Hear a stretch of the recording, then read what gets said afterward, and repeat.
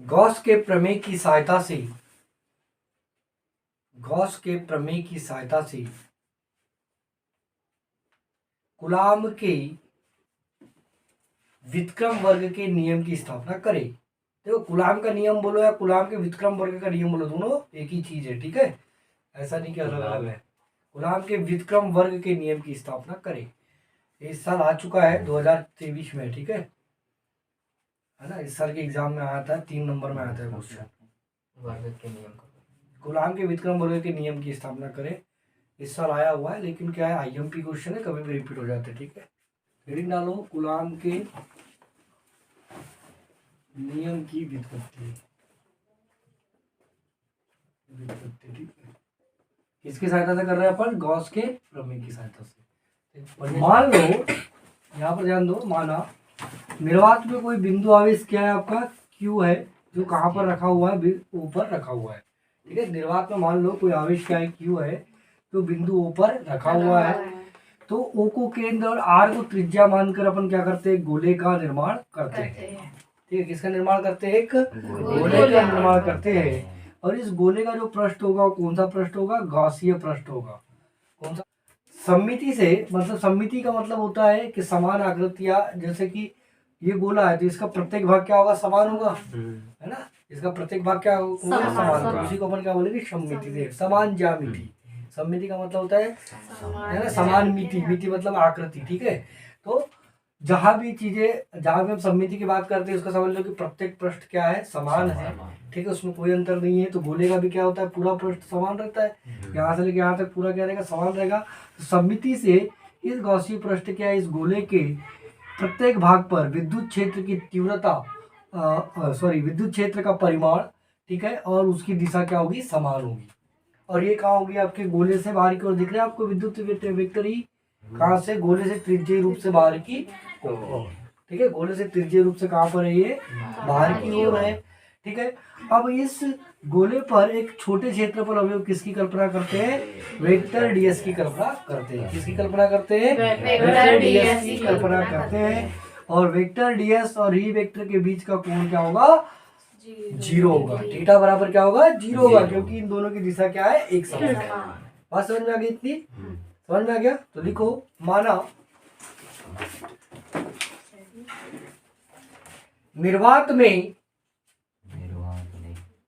निर्वात में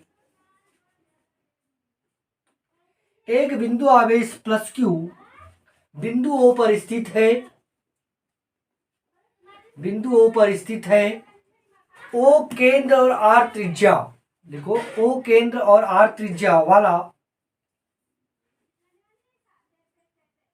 एक गोला खींचते हैं। इस गोले का गॉसीय पृष्ठ, इस गोले का पृष्ठ गॉसीय पृष्ठ होगा। सममिति से इस गोले के प्रत्येक बिंदु पर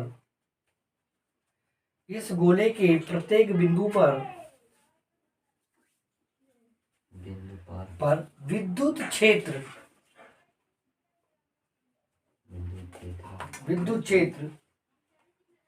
का परिमाण समान, विद्युत क्षेत्र का परिमाण समान तथा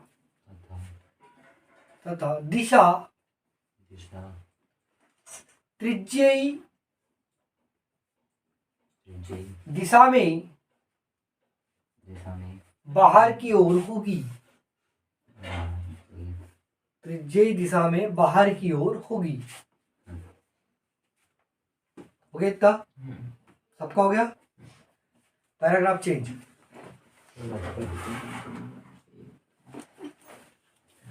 गोलीय गॉसीय पृष्ठ पर एक छोटे क्षेत्रफल अवयव या एक क्षेत्रफल अवयव वेक्टर डीएस की कल्पना करते हैं।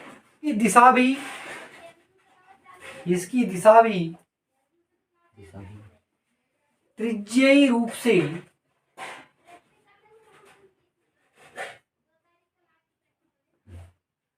बाहर की ओर होगी।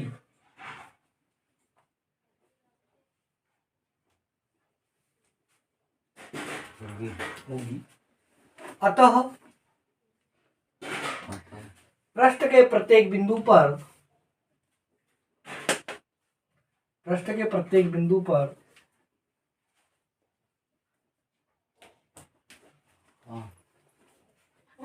वेक्टर ई और वेक्टर डीएस के बीच का कोण वेक्टर ई और वेक्टर डीएस के बीच का कोण थीटा बराबर 0 डिग्री होगा। ठीक है, हो गया यहाँ तक। आगे, अतः इस गॉसीय पृष्ठ से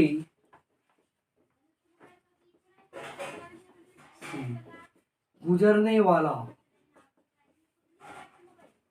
संपूर्ण विद्युत फ्लक्स क्या हो जाएगा भाई? इस गॉसी पृष्ठ से गुजरने वाला संपूर्ण विद्युत फ्लक्स फाई ई बराबर क्या होता है? फाई ई बराबर क्या होता है?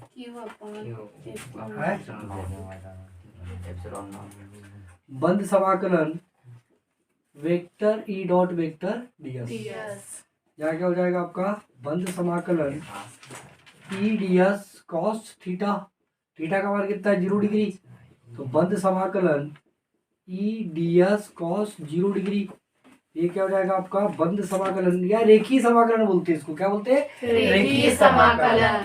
तो ये क्या हो जाएगा आपका? ई डीएस बंद समाकलन या रेखीय, जनरली रेखीय समाकलन बोल देते हैं इसको। ठीक है, कॉस 0 का मान कितना होता है? 1।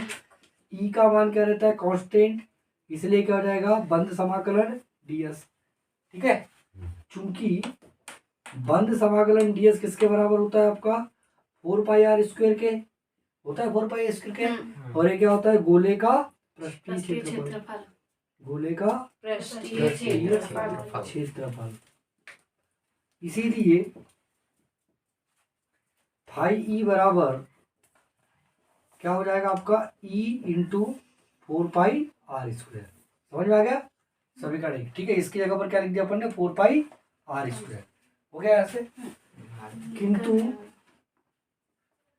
किंतु गॉस के प्रमेय से क्या होता है? गॉस के प्रमेय से फाई ई बराबर क्या होता है आपका? Q upon epsilon not. ठीक है, जहाँ एप्सिलॉन नॉट क्या है? निर्वात की विद्युतशीलता। लिखना है तो लिख लेना। ठीक है, समीकरण नंबर 2। अब देखो, समीकरण 1 और समीकरण 2 में क्या हो रहा है? ये वाला पोर्शन और ये वाला पोर्शन आपस में बराबर है, इसीलिए ये वाला पोर्शन और ये वाला पोर्शन भी क्या होगा? आपस में बराबर होगा। तो समीकरण 1 व समीकरण 2 से क्यू अपॉन क्या, इसको ऐसा लिखो, e into 4 pi r square बराबर क्यू अपॉन एप्सिलॉन 0 हो जाएगा।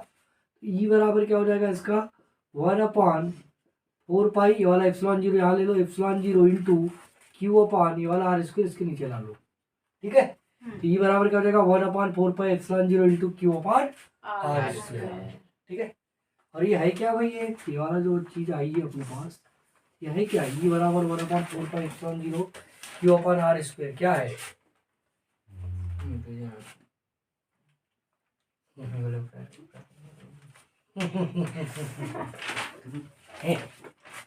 क्या है? क्या है? क्या है?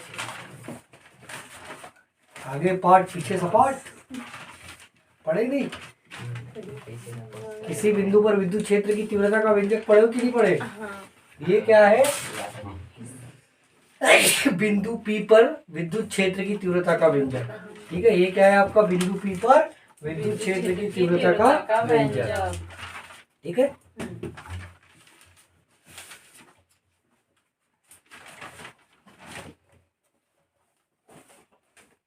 लिखो यही, मत लिखो, बिंदु P पर, बाद में लिखना, ठीक है। बिंदु P पर विद्युत क्षेत्र की, या यह बिंदु P पर विद्युत क्षेत्र की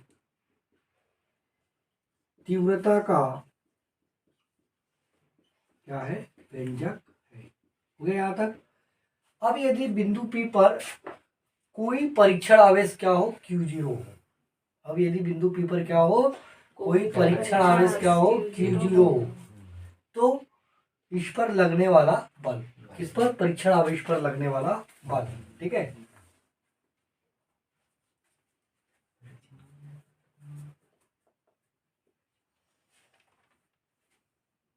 यदि, याद ध्यान देना, बिंदु P पर अन्य आवेश Q0 हो तो इस आवेश पर लगने वाला बल क्या हो जाएगा भाई, इस आवेश पर लगने वाला बल, फिर नहीं मालूम, ये सब पढ़ा के हो गया है। आवेश के क्वांटमीकरण में जाके देखना, वहां मिलेगा इस पे क्या होता है, आवेश पर लगने वाला बल है, क्या होता है, F बराबर क्या हो जाएगा आपका, Q0 और E, ठीक है। अब यहाँ पर देखो, इसको आप समीकरण नंबर 3 दे दो सहूलियत के लिए।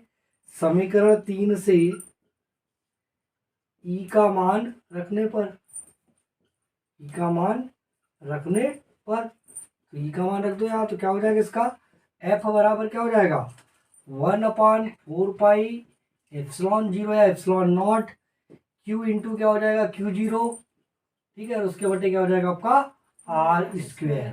और ये काय का नियम है भाई, ये काय का नियम है, यही कूलाम का नियम है। ये किसका नियम है, कूलाम का नियम है। कुछ नहीं मालूम है तुम लोगों को, अरे पढ़ाई लिखाई करते हो कि नहीं घर पे जाके, है,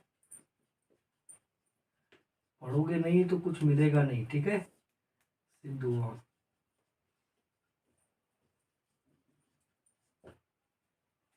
ठीक, यही क्या है आपका कूलाम का नियम, F बराबर 1/4πε0 Q0/R²। और यही क्या कहलाता है आपका कूलाम का नियम। यही आपको क्या करना था, सिद्ध करना था। भाई पढ़ो, बिना पढ़े कुछ नहीं होगा, नहीं तो फिर वही है, कहानी खत्म है। समझ में आ गया कि यहाँ तक समझ में आ गया पूरा व्यंजक कि, और एक बार समझा दूं, एक बार और समझ लो। थ्योरी तो आप लिख लोगे, ठीक है, थ्योरी लिखने में कोई तकलीफ नहीं। यहाँ से देखो, यहाँ पर क्या है आपका, ये आपका ये बिंदु क्या है आपका P है, ठीक है। तो हमने क्या बोले कि E वेक्टर और DS वेक्टर की दिशा प्रत्येक पृष्ठ पर क्या होगी, समान होगी। थीटा बराबर क्या होगा, 0 होगा। अतः इस बंद पृष्ठ से गुजरने वाला संपूर्ण विद्युत फ्लक्स फाई E बराबर क्या हो जाएगा, बंद समाकलन vector E dot vector ds। ये इसी का परिमाण क्या हो जाएगा, E ds cos theta. Theta का मान क्या है, 0 डिग्री, ये हो जाएगा E ds cos 0 degree. cos 0 का मान कितना होता है, 1, ये हो जाएगा बंद समाकलन E ds। अब विद्युत क्षेत्र की तीव्रता क्या रहती है, नियत रहती है, ये आ जाएगी समाकलन के बाहर। कोई भी नियत राशि समाकलन की क्या आ जाती है, बाहर आ जाती है। तो E बंद समाकलन क्या हो जाएगा आपका ds, ठीक है। तो ये बंद समाकलन ds किसके बराबर हो जाएगा, 4πr², गोले का पृष्ठीय क्षेत्रफल। इसके पहले अपन ने गॉस के प्रमेय में भी देखे थे ये बात, ठीक है। तो जहां पर ये बंद समाकलन ds है, यहाँ क्या लिख दोगे, फिर तुमको लिखने में दिक्कत जाएगी ना, ठीक है। ये क्या है आपका बंद समाकलन जहाँ ds है, वहां पर क्या लिख दोगे आप, 4πr²। यहाँ क्या लिख दोगे आप, यहाँ क्या लिख दोगे, फाई E बराबर क्या हो जाएगा, E इंटू इसकी जगह क्या आ जाएगा, 4πr²। समीकरण नंबर 1 हो गया इतना। किंतु गॉस के प्रमेय से फाई E बराबर क्या होता है, Q/ε0 और Q/ε0 समीकरण नंबर 2, जहां पर ε0 क्या है, निर्वात की विद्युत, ठीक है। तो समीकरण 1 और समीकरण 2 से देखो, ये वाला भाग जो क्या है, दोनों का समान है, इसीलिए ये वाला भाग भी आपस में क्या होगा, बराबर होगा। यूक्लिड का विभाजन प्रमेय का है, मतलब यूक्लिड की अभिक्रित है ये, ठीक है ना, 9th में पढ़े होंगे आपने, उसके अकॉर्डिंग है ये क्या हो जाएगा, E into E dot 4πr² बराबर क्या हो जाएगा, Q/ε0, ठीक है, तो यहाँ से ई का मान निकाल दो, ये गुणा में इधर काय में आ जाएगा भाग में, तो 1/4 पाई, ये वाला एप्सिलॉन 0 यहाँ लेकर आ जाओ, तो 1/4 pi epsilon 0 q upon r square. और ये क्या होता है, किसी बिंदु पर विद्युत क्षेत्र की तीव्रता का व्यंजक, यानी यह बिंदु पी पर क्या है, विद्युत क्षेत्र की तीव्रता का व्यंजक है।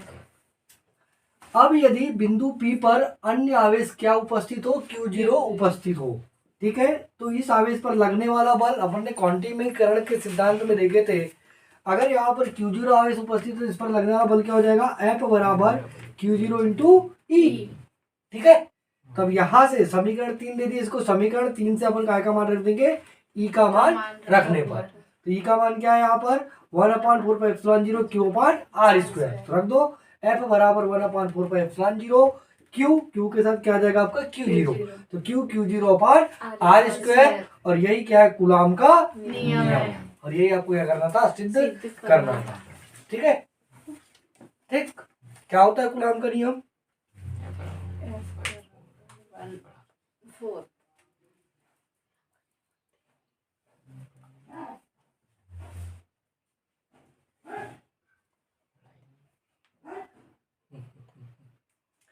आसान सा नियम है कूलाम का, किन्हीं दो स्थिर बिंदु आवेशों के मध्य लगने वाला बल उन आवेशों के परिमाणों के गुणनफल के अनुक्रमानुपाती और उनके बीच की दूरी के वर्ग के व्युत्क्रमानुपाती होता है, F proportional Q1 Q2 upon r square, ठीक है। तो यहाँ पर Q1 Q2 की जगह क्या है, Q और Q0 अपान आर स्क्वायर, ठीक है।